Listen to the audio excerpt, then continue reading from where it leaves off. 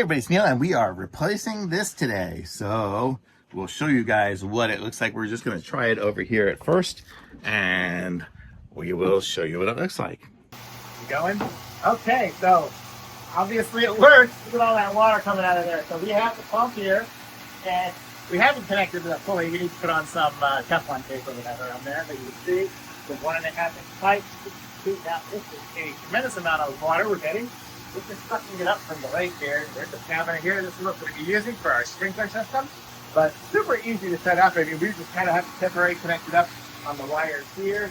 But the pump's there, and it's working, and it's going to be inside the shed, so you won't be able to see it happening because it'll just be pipes coming in and pipes going out. But we wanted to show you guys what it looks like and how much water comes out of that.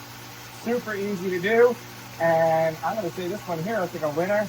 This is the 1.5 horsepower one, so that's it. Can pack extremely well in this big heavy box. So very nice pump. I like it. Thumbs up.